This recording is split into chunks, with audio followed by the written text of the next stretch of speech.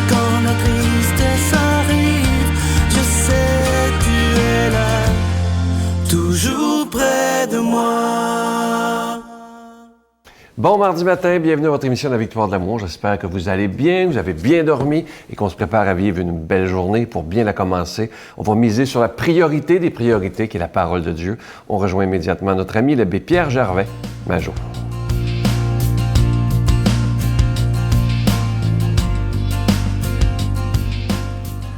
Bonjour, aujourd'hui la parabole du phénix. Alors un jour, cet oiseau originaire d'Asie arrive dans la forêt. Et puis, cet oiseau merveilleux, le plus beau plumage, la plus belle voix, c'est un oiseau de toute splendeur. Elle arrive dans la forêt et il suscite l'attention de tout le monde. Alors le rossignol le trouve merveilleux, il trouve sa voix enchanteresse. Les corbeaux s'émerveillent de voir la beauté de son plumage. Et après cela, bien, voilà que tous les oiseaux font son éloge. Tous les oiseaux se pâment devant sa beauté, devant son éloquence, devant sa grandeur, sa magnificence. Et en tout cas, le phénix est au comble de son orgueil. Mais la tourterelle reste de glace. Et puis elle dit aux autres, je ne vous comprends pas, vous admirez cet oiseau. Il est le seul de son espèce. Comment peut-il être heureux? Puis moi, je rajouterais, selon la légende, ce phénix qui se consume sur un feu de cèdre aromatique et qui renaît de ses cendres, est-il si enviable que cela? Mais moi, je dis non. Moi, ça ne m'intéresserait pas de renaître de mes cendres 10, 15, 20, 25, 30 fois et puis de me réincarner en ce monde. Non, moi, ça ne m'intéresse pas en tout. S'il y en a que ça les intéresse, moi, je passe mon tour. Moi, ce qui m'intéresse, ce n'est pas des réincarnations sur un bûcher de cendres. Non, moi, ce qui m'intéresse, c'est la résurrection. Cette grande transformation spirituelle de la personne. Je me dis, on n'est pas dans un circuit de vie circulaire, puis on tourne en rond, comme le phénix qui renaît de ses cendres. Non, on est appelé, à la suite du Christ, à vivre une plénitude de vie. Puis déjà, en ce monde, on a enclenché ce processus. Et on s'en va vers la plénitude de la résurrection. Et la résurrection, la grande transformation spirituelle de la personne. On a pensé que ressusciter, c'est revenir comme avant. Non, c'est continuer comme après avoir vécu une grande transformation spirituelle. On cesse d'être des êtres à la fois spirituels et matériels pour revêtir pleinement l'immortalité et l'immatérialité, pour ainsi dire. Alors, bonne journée et à bientôt. Au revoir. Notre Père qui es aux cieux, que ton nom soit sanctifié, que ton règne vienne, que ta volonté soit faite sur la terre comme au ciel. Donne-nous aujourd'hui notre pain de ce jour. Pardonne-nous nos offenses comme nous pardonnons à ceux qui nous ont offensés. Ne nous laisse pas entrer en tentation, mais délivre-nous du mal, car c'est à toi qu'appartient le règne, la puissance et la gloire pour les siècles des siècles. Amen. La Victoire de l'amour vous invite à un magnifique pèlerinage en Terre Sainte en Jordanie en compagnie de Sœur Angèle, l'abbé Donald Thompson et Sylvain Charon.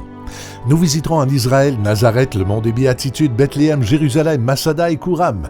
Et en Jordanie, Petra, Mont Nebo, la mer Morte et plusieurs autres endroits, du 26 mai au 10 juin 2015.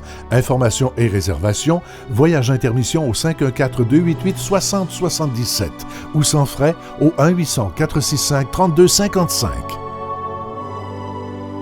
Comme je vous en parle depuis quelques semaines, en ce mois du carême, on vous propose que vous fassiez un don, mais sans rien attendre en retour. Pas de cadeau du mois, pas de livre, pas de CD, pas de bijoux, rien. Juste de dire au Seigneur, j'ai le goût de faire un don spécial dans ce mois du carême, mais sans rien attendre en retour, parce que lui, Jésus, il nous a tout donné. Il a donné sa vie pour toute l'humanité. Malheureusement, notre humanité va tellement pas bien qu'il est temps plus que jamais de répondre à son appel pour annoncer l'amour, annoncer la paix et de dire que nous ne sommes pas nés pour la violence ni la haine, mais que nous sommes nés pour l'amour, la paix et le partage. Alors moi, je vous remercie de tout cœur de votre don spécial en ce mois du Carême 2015. Je vous donne l'adresse. La Victoire de l'Amour, casier postal 120, succursale Boucherville à Boucherville, le J4B 5E6, je vous la redonne. La Victoire de l'Amour, casier postal 120, succursale Boucherville à Boucherville, le J4B 5E6. Également par téléphone du lundi au vendredi de 8h30 à 16h30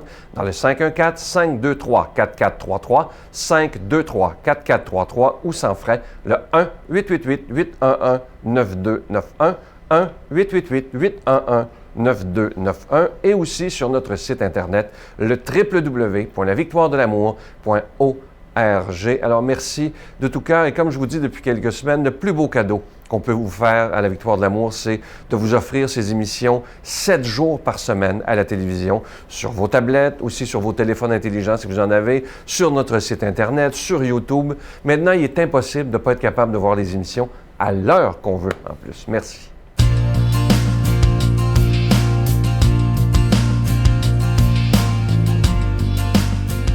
Mon Dieu, donnez-moi la sérénité d'accepter les choses que je ne peux changer, le courage de changer les choses que je peux et la sagesse d'en connaître la différence. Amen. Aujourd'hui, pour la proclamation de la parole de Dieu, notre ami l'abbé Donald Thompson.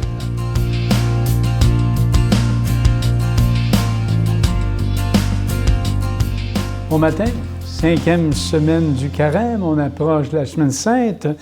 Alors, l'Évangile de Jean, chapitre 8, versets 21 à 30.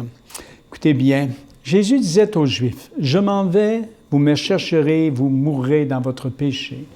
Là où moi je m'en vais, vous ne pouvez pas y aller. » Les Juifs disaient, « Veut-il donc se suicider, puisqu'il dit, « Là où moi je m'en vais, vous ne pouvez pas y aller. » Il leur répondit, « Vous êtes d'en bas, moi je suis d'en haut. Vous êtes de ce monde, moi je ne suis pas de ce monde. C'est pourquoi je vous ai dit que vous mourrez dans vos péchés. Si en effet vous ne croyez pas que moi je suis, vous mourrez dans vos péchés. » Ils lui demandaient, « Qui es-tu donc? » Jésus leur répondit, « Je n'ai pas cessé de vous le dire. J'ai beaucoup à dire sur vous et beaucoup à condamner.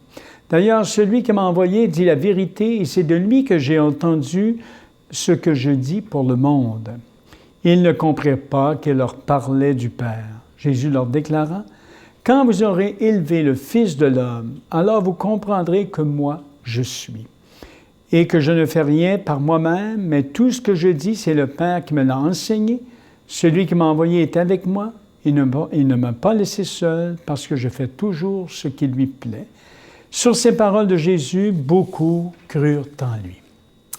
L'Évangile est assez difficile ce matin à la veille de la Semaine Sainte. Quand on est dans du Saint-Jean, là, c'est un évangile d'une très grande profondeur. Alors, je fais toujours ce qui plaît à mon Père. On entend cette parole-là.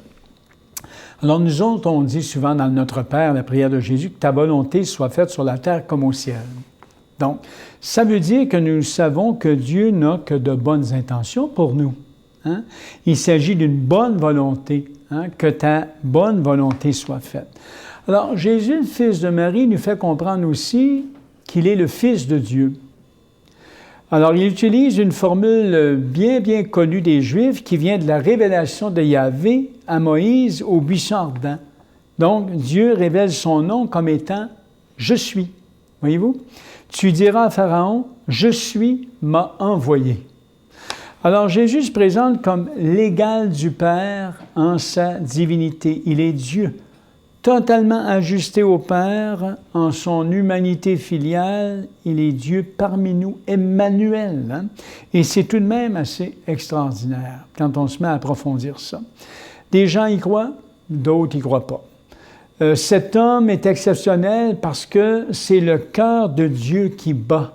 Dans sa poitrine, ce sont les yeux de Dieu qui contemplent notre monde, ce sont les pas de Dieu qui foulent notre terre, ce sont les mains de Dieu qui bénissent les enfants, c'est la parole de Dieu qui change l'eau en vin, c'est le toucher de Dieu qui guérit et qui console, c'est la compassion de Dieu qui pardonne et qui réconcilie. Voyez-vous, en son être, ce qu'est je suis.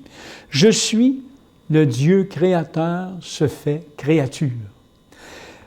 Il est avec nous, il n'est pas de ce monde, Il est d'en haut, l'Évangile le dit, il vient à ce monde, il se mêle à nous, à notre vie des fois qui est triste et grise.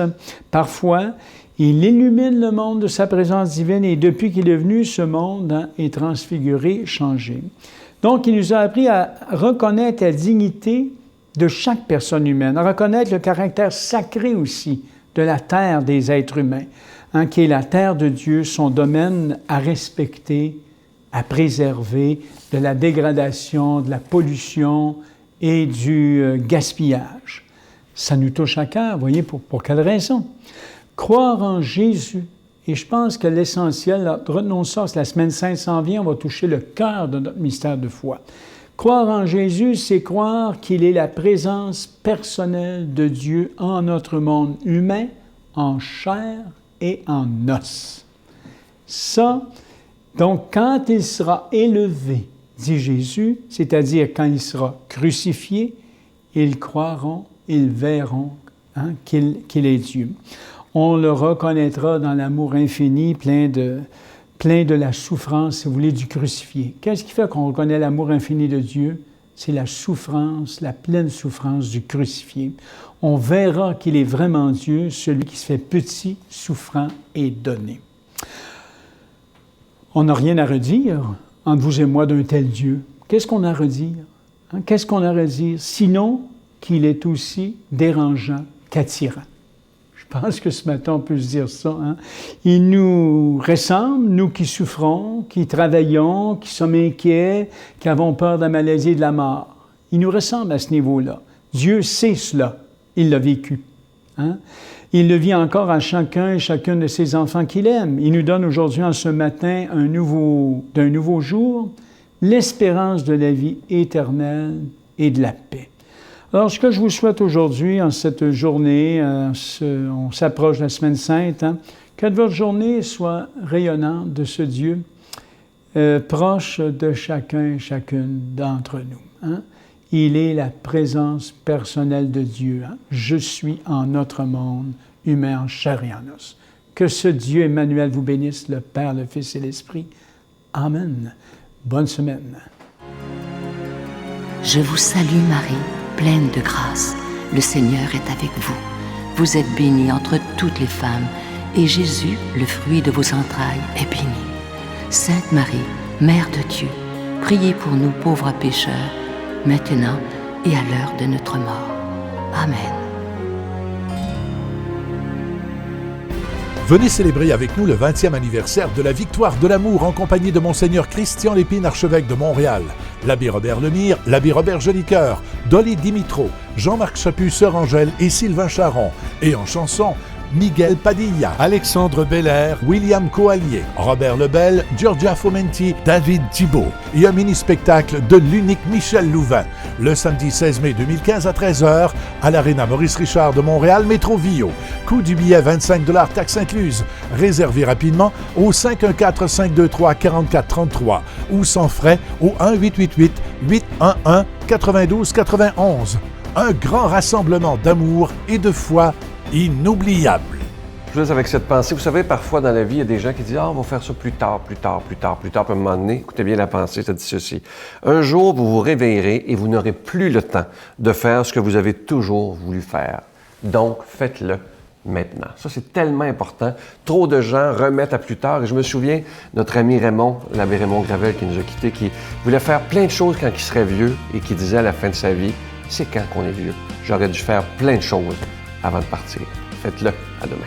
Et un miracle pour moi, Sylvain, c'est aussi un parent qui est séparé d'un enfant, deux frères et deux sœurs qui ne se parlent plus, deux amis qui ont eu un conflit et qui un jour, une de ces personnes prend le téléphone, envoie un courriel, dit un mot, dit un « je t'aime », un « excuse-moi », un « je suis désolé ». Et un mot peut effacer 25 ans de séparation et de souffrance.